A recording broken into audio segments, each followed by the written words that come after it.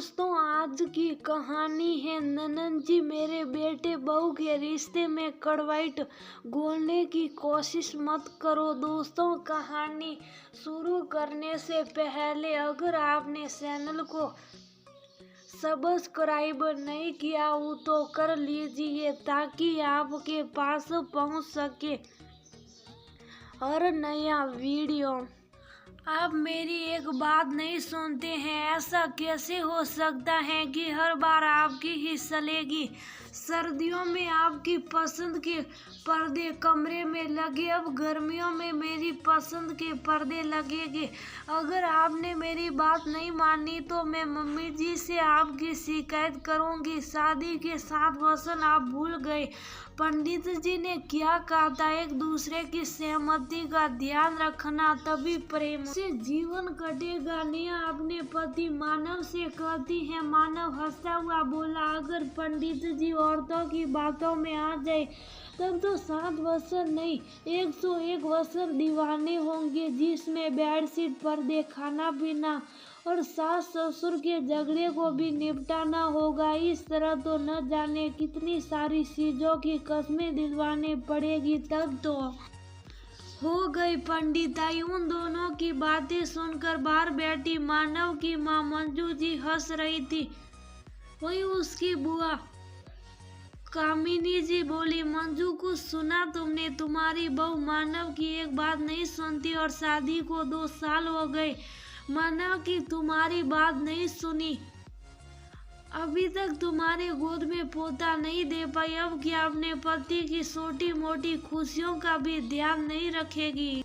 बताओ भला, एक सदर और पर्दे के लिए झगड़ रही है। मंजू जी हंसकर बोली, अरे दीदी, अभी इनकी उम्र ही क्या है। पहले के जमाने में हमारी शादी कम उम्र में हो जाती थी और बच्चे भी जल्दी हो जाते थे, तभी तो अपना बचपन हम जी ही नहीं पाते थे। अभी समय है इनके खेलने कूदने का, लड़ झगड़ कर ही तो एक दूसरे को पहचानेंगे। कामिनी बुआ बोली, ऐसे कैसे मेरे भतीजे से लड़ेगी? तुमसे तो कुछ कहा नहीं जाता। रुको, मैं ही उसे समझाती हूँ। अरे ये उसका मायका नहीं ससुराल है। क्या उसकी माँ ने ये नहीं सिखाया कि पति की बात सर्वोपरि होती है? अभी तो ठीक है, आगे चलकर इन्हीं छोटे मोटे झगड़ों में मिर्च मसाला मिलाकर उसको बड़ा रूप दे देगी, तब क्या करोगी? मंजू जी बोली, जरा ठहरो दीदी, पति पत्नी के झगड़े में हमारा क्या काम है? मेरे बेटे बहू के रिश्ते में ये छोटे मोटे झगड़े नमक का काम करते हैं, जो कि एक रिश्ते में बहुत जरूरी है। पर इन दोनों के रिश्ते में कड़वाइट नहीं है और मैं नहीं चाहती कि किसी तीसरी की दखलंदाजी से इनके रिश्तों में कड़वाहट आ जाए। चलिए पड़ोस की विमला सासी से मिलकर आते हैं। इतना कहकर मंजू जी ननन को अपने साथ ले गई। उस रोज तो मंजू जी ने कामिनी बुआ को रोक दिया, पर जिनकी आदत किसी के रिश्ते में बिना बात के मसाला मिलाने की हो, उनको सिर्फ नमक से स्वाद नहीं मिलता। कुछ ऐसा ही बुआ जी ने भी किया। एक रोज मंजू जी किसी काम से घर से बाहर गई थी, को मौका मिल गया। वह रसोई में जाकर निया से बोली, बहू पहले इस घर में 2 नौकर थे, तुम क्या आई? मंजू ने दोनों नौकरों को निकाल दिया। मैंने कई बार कहा ऐसा मत करो, तो उसने कहा बहू ला रही हूँ तो नौकरों की क्या जरूरत है? अरे दुख तो तब हुआ जब माँ की बात में मानव ने हाँ में हाँ मिलाई। निया अरसे से उनकी बात सुनी और बोली, नहीं बुआ जी, एक तो मम्मी जी का स्वभाव ऐसा नहीं है और उस पर से उन्होंने भी हाँ में हाँ मिलाई। मुझे लगता है आपने कुछ गलत सुना होगा। कामिनी बुआ बोली, अगर तुम्हें भरोसा नहीं तो चलो अभी मानव से पूछवा देती हो।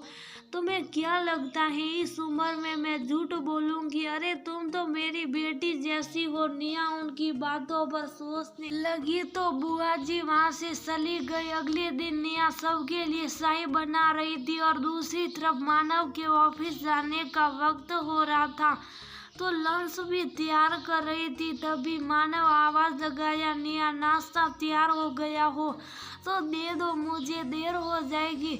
निया मानव को नाश्ता देते हुए बोली, सुबह हजारों काम होते, अगर कोई नौकर होता जो मेरी मदद कर देता, फिर ना आपको इंतजार करना पड़ता, ना मुझे इतना पसीना बहाना पड़ता, पर इस घर में नौकरों की छुट्टी करके मुझे रखा गया है। दूसरों का तो समझ सकती हूँ, पर अगर पति को भी पत्नी की तकलीफ ना दिखे तो आखिर पत्नी किससे बोले। इतना कहकर वो रसोई में चली गई। मानव आश्चर्य से निया की तरफ देख रहा था। निया की बातों को सुनकर मंजू जी भी बहुत आश्चर्य में थी, क्योंकि निया का ऐसा व्यवहार नहीं था। वही मंजू जी ने देखा कि कामिनी बुआ मुस्कुरा रही थी। मंजू जी मानव से बोली, बेटा तुम नाश्ता करके ऑफिस जाओ, मैं बहू से बात करूंगी। कामिनी बुआ बोली, अरे मंजू, इसमें बात करने की क्या बात है, आखिर लड़का कमा कर लाता है, उसे सुबह सुबह 4 बातें सुना कर तुम्हारी बहू चली गई और अभी भी तुम बात करने की बात कर रही हो। मैं तो कहती हूँ इसके मायके फोन करके इसके माँ बाप से पूछो, क्या यही संस्कार दिए हैं बेटी को। मानव बोला, बुआ जी आप बात को ज्यादा मत बढ़ाइए, हो सकता है उसकी तबीयत ठीक ना हो, चिड़चिड़ापन में वो बोल गई होगी, आखिर सब कुछ वही संभालती है, अगर कुछ कह भी देती हैं तो सुनने में क्या हर्ज है। ठीक है माँ, मैं चलता हूँ, आप निया का ध्यान रखिएगा। इतना कहकर मानव चला गया। मंजू जी चाय पीकर निया के कमरे में जाने लगी तो कामिनी बुआ उनके साथ चलने लगी। मंजू जी बोली, दीदी आपको आपके भाई आवाज लगा रहे थे, आप उनके पास जाकर थोड़ी देर बैठिए, मैं अभी आती हूँ। उनका मन तो नहीं माना, लेकिन उन्हें वहाँ से हटना ही पड़ा। मंजू जी निया के पास गई और उसके रूखे व्यवहार का कारण पूछी तो निया ने सब कुछ कह दिया। मंजू जी हंसने लगी और बोली, बहू जब उस दिन तुमने उनकी बातों का भरोसा नहीं किया तो आज ये कड़वाहट क्यों? कहीं तुम्हें अपने पति और सास पर शंका तो नहीं है? अगर हमारे रिश्ते में शक ने जगह ले लिया तो मिठास के लिए जगह नहीं बचेगी, और तुम बुआ जी के स्वभाव से भली भांति परिचित, तो फिर तुमसे ये गलती कैसे हो गई? निया के आंखों में आंसू था। वो बोली, मम्मी जी मुझे माफ कर दीजिए। आप जब कभी भी मुझे कुछ कहती थी तो बुआ जी उसे बढ़ा चढ़ाकर मुझे बताती थी। रोज रोज अगर थोड़ा थोड़ा नमक डाला जाए तो स्वाद तो बिगड़ ही जाता है। मंजू जी बोली, बहू पति पत्नी के रिश्ते में नमक जरूरी है, उसी से तो जीवन में स्वाद आता है। हाँ, बस उस रिश्ते में कड़वाहट नहीं आनी चाहिए, वरना बाद में कितना भी शक्कर डालो स्वाद नहीं ठीक होता। तुम खुद समझदार हो अब, और तुम क्या समझाऊं? इतना कहकर मंजू मुस्कुराकर वहां से चली गई। कामिनी बुआ बार बार मंजू जी से पूछती रही। मंजू जी ने कहा, अरे कुछ भी नहीं हुआ दीदी, मेरे बेटे बहू के रिश्ते में नमक जरूर है पर कड़वाहट नहीं है। एक बात कहूँ दीदी, पहले मैं इस घर की मालकिन हुआ करती थी तो सारे फैसले मैं ले लेती थी। अब इस घर की बागडोर मैंने बहू के हाथों में सौंप दी है। अगर उसे कभी भी एहसास हुआ कि इस घर के रिश्ते पर किसी की बुरी नज़र है या हमारे रिश्ते में कोई कड़वाहट घोलना चाहता है तो वो कब काली का रूप ले ले, मैं नहीं जानती। और फिर इन बूढ़ी हड्डियों में इतनी ताकत नहीं कि मैं किसी को बचा पाऊंगी।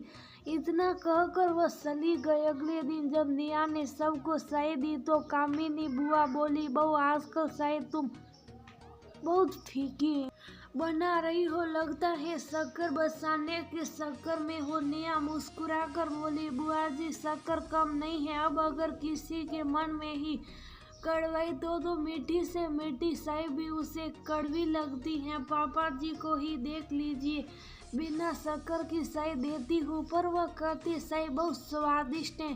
तुम्हारे घर के रिश्ते में नमक जरूर है पर कड़वाहट नहीं, और उम्मीद रखती हूँ कि कोई कड़वाहट घोलने की कोशिश भी ना करे। इतना कहकर निया चली गई। कामिनी बुआ नेहा के ससुर कौशल से बोली, कौशल लगता है इस घर में मेरा दाना पानी अब खत्म हुआ। बहुत दिनों से यहाँ हूँ, सोचती हूँ अब अपने बेटे बहू को भी देख लूँ, आखिर वो भी तो मेरी ही जिम्मेदारी है। तुम मेरा टिकट जल्द से जल्द करवा दो।